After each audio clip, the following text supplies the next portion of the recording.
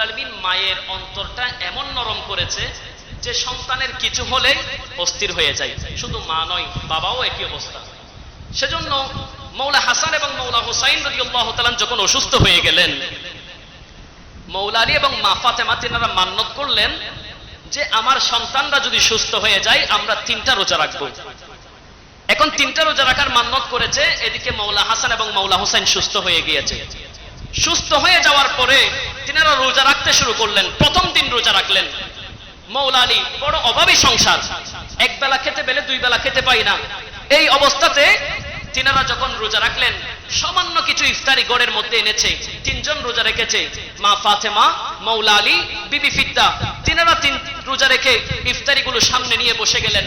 ওই মুহূর্তে দেখা যায় কিতাবের মধ্যে আসছে ওয়ায়ুতঈমুনা আত-তাআমা আলা হুব্বিহি মিসকিনান, একজন মিসকিন এসে তিনাদের সামনে হাতটা বাড়িয়ে দিয়েছে। মৌলা আলী বলে ওই মিসকিনটাকে সমস্ত ইফতারিগুলো দিয়ে দিয়ে আমরা 3 জন শুধুমাত্র পানি দিয়ে ইফতার করলাম। সুবহানাল্লাহ, শুধু পানি দিয়ে ইফতার করলাম। এবার দ্বিতীয় দিন দ্বিতীয় রোজা রাখবে।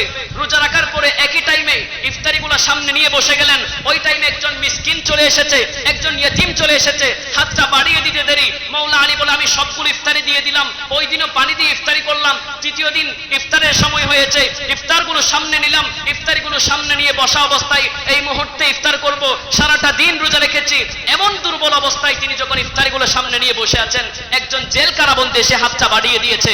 মৌলা আলী, মা ফাতেমা সমস্ত ইফতারি দিয়ে 3 দিন পর্যন্ত শুধু পানি দিয়ে ইফতার করলেন। রব্বুল আলামিনের তার সহ্য হয় না। আমার আল্লাহ ডাক দিয়ে বলেন ইন্নামা নুতঈমুকুম লিওয়াজহিল্লাহি লা নুরিদু মিনকুম জাযাআন ওয়ালা শুকুরা।